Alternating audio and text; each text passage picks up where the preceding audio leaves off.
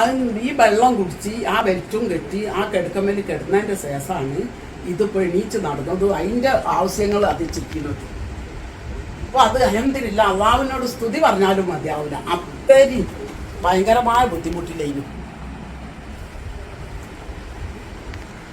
ഞാൻ തന്നെ കരിഞ്ഞു പോയിക്കുന്നു. കഷ്ടപ്പാട് കൊണ്ടിട്ട് കൊണ്ടെടുക്കാൻ കഴിയാത്ത ഇതിൽ മുമ്പാട് ബുദ്ധിമുട്ടായി. അപ്പോൾ ഇപ്പോൾ അൽഹംദുലില്ലാ അതന്നെ എല്ലാ കാര്യങ്ങളും അതന്നെ ചെയ്യും. അതന്നെ അള്ളാഹിനോട് പറഞ്ഞാലും മതിയാവില്ല. ഇനി ആ സംസാരം പാടൊന്ന് കിട്ടിയാൽ ഒരു റാത്താണ്. പുറത്ത് പോയാൽ എടുത്ത് ചായയൊക്കെ കുടിച്ചിട്ട് ഇപ്പോഴൊക്കെ അങ്ങനെ പോരും. അല്ല അതുപോലും കഴിയില്ലേ. ഭയങ്കരമായ ബുദ്ധിമുട്ടിലാണ്. പറയുമ്പോൾ ആരും ഇല്ലയും താനും ഒന്ന് എന്തെങ്കിലും ഒരു ഉപകാരത്തിന്. അപ്പൊ ഇതിനെയും നോക്കണോ, ഇതും ഇവിടുത്തെ അതിനും എന്തെങ്കിലും. എത്ര ദിവസം കൊണ്ടാണ് സുഖമായത്?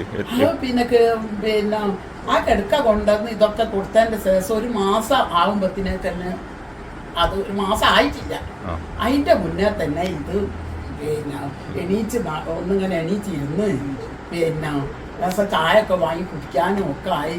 അള്ളാഹുവിനോട് അന്ന് ഞാൻ ശ്രുതി പറഞ്ഞു പോയിരിക്കുന്നു. അത്രയും ഭയങ്കരമായ. പിന്നെ അതന്നെ സ്വയം ബാത്റൂമിൽ മൂത്രം വയ്ക്കാനൊക്കെ പോയത് കണ്ടപ്പോൾ ഞാൻ നിന്നിങ്ങനെ അത്ഭുതപ്പെട്ടു.